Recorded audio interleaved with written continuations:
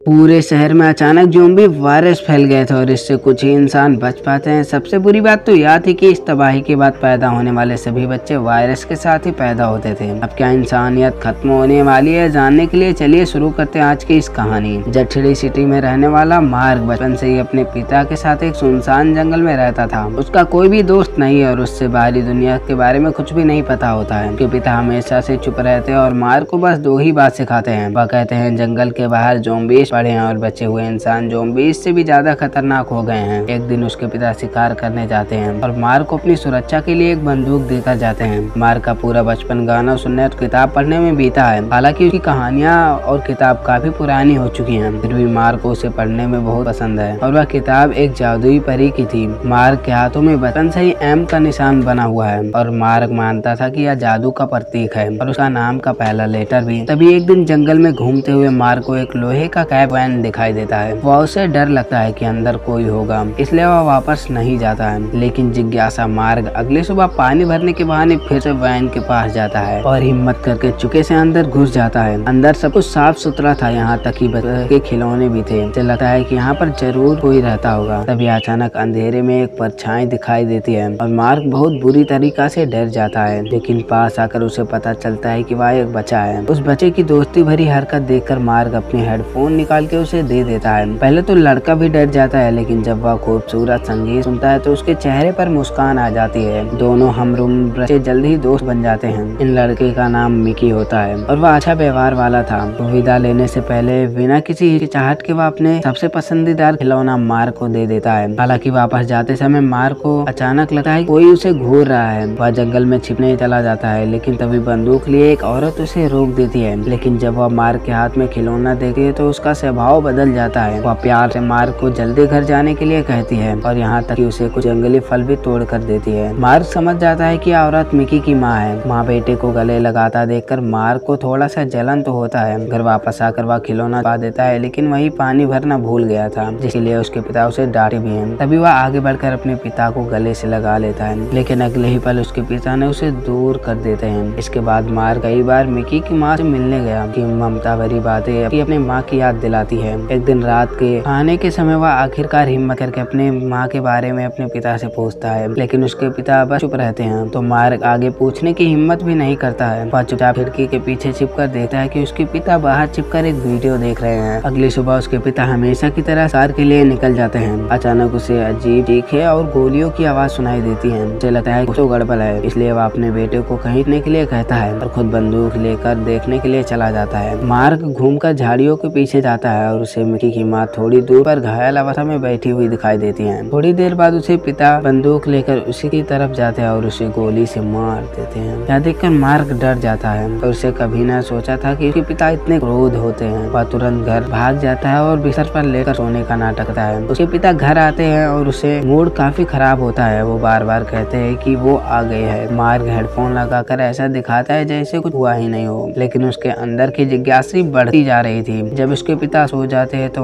उनका वह video camera उठा लेता है और उनमें उनके परिवार की खुशहाली यादें होती है। उस समय मार्क पैदा भी नहीं हुआ था, लेकिन उसकी एक बड़ी बहन थी। अगली वीडियो में उसकी माँ की डरी हुई और परेशान दिखाई दिया जाता है और मार्क कहती है कि मैं तुमसे प्यार करती हूँ और फिर उसके पिता की गुस्से भरी आवाज सुनाई देती है। उसके बाद वीडियो बंद हो जाता है। मार्क को शक होता है कि उसके पिता ने उसकी माँ को मार डाला था। विद्रोह की भावना अब नहीं है। जब उसके पिता गहरी नींद में होते हैं तो वह उन्हें बांध देता है और अपने बैग पैक करके वहाँ से चुपचाप घर से निकल जाता है। वह आसानी से अपने दोस्त मिकी को ढूंढ लेता है और उसे जंगल से भागने के लिए कहता है, लेकिन मिकी अपनी माँ का इंतजार करना चाहता था। मार्क को अपने दोस्त के लिए बहुत बुरा लगता है, इसलिए वह सब कुछ सच बता देता है। मासूम मिकी गुस्सा नहीं होता है, बल्कि उसे गले से लगा लेता है, जिससे मार्क को पहली बार किसी के गले लगाने का एहसास होता है। अब दोनों बच्चे आगे बढ़ने लगते हैं। तभी अचानक मार्क रुक जाता है और बचपन से अपने पिता के साथ रहता है, इसलिए उसे खतरे का अंदाजा हो जाता है। वहाँ मिकी को झाड़ियों में छिपा देता है और वे अचानक सामने आए ज़ोंबी से बच जाता है। दोनों लड़के भागते रहते हैं और रास्ते में उन्हें एक टूटी हुई कार दिखाई देती है और बिना हिचकिचाहट के उसके अंदर घुस जाते हैं। हालांकि थोड़ी देर बाद ज़ोंबी का एक बड़ा झुंड आकर उसे घेर लेता है। ऐसा लगता है कि अगले ही पल वह कार को पलट देंगे। जब दोनों बच्चे डर रहे होते हैं तभी बाहर अचानक गोलियों की आवाज सुनाई देती है। एक एक करके ज़ोंबी गिरते जाते हैं। कार का दरवाजा खुलता है और मार्क के पिता दिखाई देते हैं। दरअसल कल सुबह उठने पर उन्हें देखा कि उनका बेटा गायब है। उन्होंने तुरंत अपनी हथकड़ी तोड़ दी और शिकार के अनुभव के आधार पर जल्दी मार्ग के भागने के निशान ढूंढ कर लिया। पर शुक्र है कि वह जल्दी पहुंच गया और खतरे के समय अपने बेटे को बचा लिया। पिताजी मार्ग को गोद में उठा लेते हैं और यह देखकर राहत की सांस लेते हैं कि उसे कुछ भी चोट नहीं आई है। तभी दूर से फिर ज़ॉम्बीज़ की चीखें सुनाई देती हैं। उसके पिता बिना देर किए अपने बेटे को खींचकर तेजी से वहां से निकाल जाते हैं। मार्ग मिकी को भी अपने साथ ले जाना चाहता था, लेकिन पिता उसकी बात को अनसुना कर देते हैं। इसलिए वह अपने पिता को हाथ छोड़ लेता है और बार जोर से चिल्लाता है। पिता अशरीर रूप से अपने बेटे को देखते हैं और कुछ समझना चाहते थे, लेकिन ज़ॉम्बीज़ पास आ रहे थे, इसलिए वह अपने बेटे को एक पेड़ की जड़ के पीछे छिपा देते हैं और फिर बंदूक लेकर ज़ॉम्बीज़ से लड़ने चले जाते हैं। मार्ग हिम्मत करके खड़ा होता है और दूर से देखता है कि उसके पिता बहादुरी से ज़ॉम्बीज़ को मार रहे हैं और धीरे धीरे मिकी की कार की तरफ बढ़ रहे हैं। मार्ग को उम्मीद जागती है कि शायद उसके पिता इतने बुरे भी नहीं हैं जितने उसने सोचा था। हालांकि अगले ही पल एक ज़ॉम्बी लड़खड़ा आता है और पास आते ही वह बहुत करीब आता है। उसके पास भागने का समय नहीं होता है। वो कांपते हुए अपनी छोटी बंदूक उठाता है। उसके पिता को गोली की आवाज सुनाते हुए बहुत डर जाते हैं कि उनके बेटे को कुछ हो तो नहीं गया होगा, इसलिए वह तुरंत पहाड़ियों की तरफ दौड़ते हैं। लेकिन गलती से एक ज़ॉम्बीज़ उन पर झपट पड़ता है। बड़ी मुश्किल से उसे मारकर वे तुरंत अपने बेटे के पास पहुंचते हैं और यह देखकर तसल्ली करते हैं कि उसका बेटा सुरक्षित है। पिताजी को तब जाकर चैन आती है। हालांकि मार्क अपने पिता के हाथ पर घाव देखता है। दरअसल ज़ॉम्बी से बचते समय उसे गलती से ज़ॉम्बी ने काट लिया था। पिताजी जानते थे कि वह अब अपने बेटे के साथ आगे नहीं जा सकते। वे गहरी सांस लेते और धीरे धीरे पीछे हटकर एक सूखे पेड़ के पास बैठ जाते हैं। उन्होंने अपने शरीर में कुछ बदलाव महसूस होता है। वह तुरंत सफाई देते हैं कि उस दिन मिकी की मॉम को ज़ॉम्बी ने काट लिया था। उन्हें डर था कि वह ज़ॉम्बीज़ बन जाएगी, इसलिए उन्होंने उसे गोली मार दी थी। मार्क अपनी माँ की तस्वीर निकालता है और पूछता है क्या उसकी माँ भी ऐसी ही मरी थी। पिताजी सिर हिलाते हैं और कहते हैं कि मार्क की माँ तो एक परी थी जिसे काटने पर भी कुछ नहीं होता है। पर ज़ॉम्बीज़ फैलने के कुछ समय बाद उसे कुछ सैनिकों ने मार्क को एहसास होता है कि उसे अपने पिता को गलत समझा था। उन्होंने बस अपना सारा प्यार अपने दिल में छिपा रखा था, लेकिन अब पछताने का कोई फायदा नहीं होता है। उसके पिता के शरीर में वायरस फैलने लगते हैं और वह अपनी आखिरी होश में अपने बेटे को भाग जाने के लिए कहते हैं। अगले ही पल उनकी आंखें धुंधली हो जाती है जब मार्क को कार में अपना दोस्त मिकी मिल जाता है। तभी पहाड़ियों से एक भारा गोली की आवाज आती है।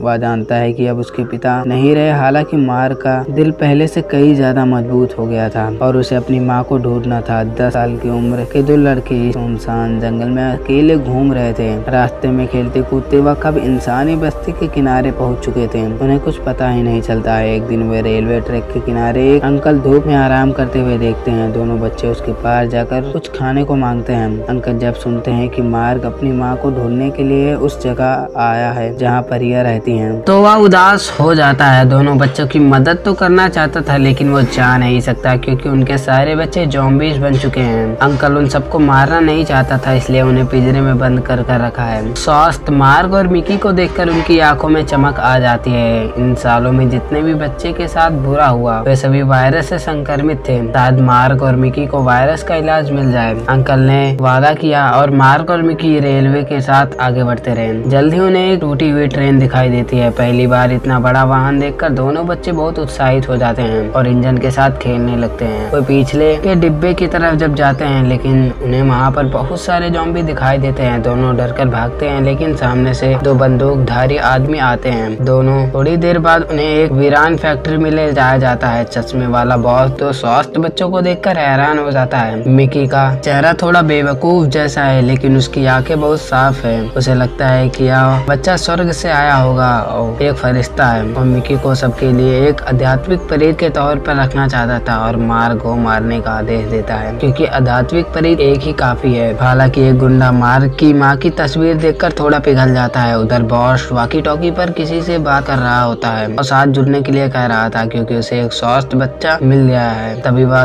दयालु गुंडा मौका पाकर चुपके से मार्क को छोड़ देता है क्योंकि उसे लगता है कि एक और बच्चा जिंदा रहेगा तो दुनिया में थोड़ी और उम्मीद रहेगी। मार्क बहुत वफादार है, इसलिए वह अकेले नहीं भागता है बल्कि सभी लुटेरे को सोच आने का इंतजार करता है और वह चुपके से मिकी के कमरे में घुस जाता है। अंधेरे में टटोलते हुए वह दोनों चोरों के ठिकाने से भाग जाते हैं। अगली सुबह चश्मे वाला बॉस देखता है कि आध्यात्मिक परी गायब हो गए, तो वह बिना किसी हिचकिचाहट के अपने आदमियों को गोली मार देता है। उधर मार्ग एक इमारत में सामान ढूंढ रहा होता है। वो पहली बार अपने लिए साफ कपड़े पहनता है और बाहर मिकी से मिलने जाने ही वाला होता है कि उसे पता चलता है कि उसका बॉस पीछा कर रहा है। उसके आदमी मिकी को घेर लेते हैं और गायब हुए मार्क को पकड़ने की तैयारी करते हैं। हालांकि तभी एक ड्रोन अचानक प्रकट हो जाता है और फिर गोलियों की बौछार करता है, जिससे बॉस और उसके सभी गुंडे जल्द ही देरी से मारे गए। मार्क जल्दी से नीचे दौड़ता है और देखता है कि कुछ सैनिक एक सुरक्षित जगह से बाहर आ रहे हैं। वह सामने आने वही वाले होते हैं कि मिकी उसे सिर हिलाकर मना कर देता है। तभी एक सैनिक मार्क के पीछे की जगह की तरफ जाता है। ऐन मौके पर मिकी जमीन से बंदूक उठाता है और जानबूझकर सैनिक का ध्यान अपनी तरफ खींचता है, जिससे वह अपनी कुर्बानी देकर अपनी दोस्त की जान बचा लेता है और उसकी मौत से सैनिक खोज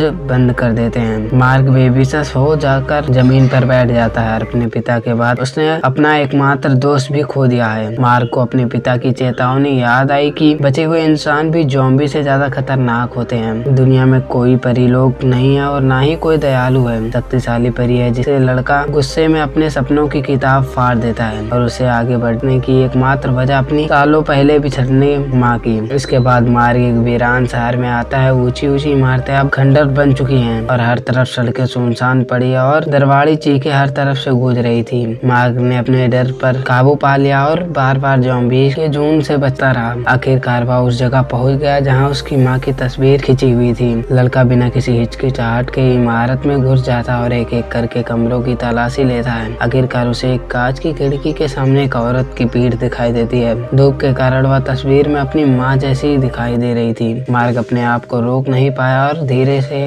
आगे बढ़कर उस औरत का हाथ छूता है और उसे गले लगाता है। औरत पीछे नहीं मुड़ती है बल्कि मार्क का हाथ पकड़कर उसे बुरी तरह से काट लेती है। तब मार्क को पता चलता है कि सामने वाली औरत एक ज़ॉम्बी है। वो डरकर पीछे हटता है और कांच का दरवाजा बंद कर देता है। अगले ही पल लड़का फूट फूट कर रोने लगता है। उसे उम्मीद थी कि वह उसकी माँ होगी और उसकी आखिरी उम्मीद भी टूट चुकी है और मार्क को नहीं पता है कि अब उसे क्या करना चाहिए। तभी एक इमारत से एक प्रसारण सुनाई देती है और वह आवाज सुनकर उस तरफ जाता है। वह एक वर्चुअल इमेज में भाषण दे रही थी। तस्वीर में कहा रहा था कि प्राणियों के आने की वजह से ही यह कैंप तबाह हो गया है। तभी आवाज सुनकर बहुत सारे ज़ॉम्बी उस तरफ जमा होने लगते हैं, लेकिन मार्क को कोई फर्क नहीं पड़ता है क्योंकि अब उसके पास रहने की कोई जगह नहीं है। मार्क हेडफोन लगाता है और मन ही मन में प्रार्थना करने लगता है। हालांकि उसे पता नहीं चलता है कि आसपास बहुत सारी गोलियां चल रही हैं और पास के ज़ॉम्बी ढेर सारे हैं। और जब मार्क पीछे मुड़ता है तो उसके शरीर पर कुछ सारे लेजर पॉइंट्स दिखते हैं। दरअसल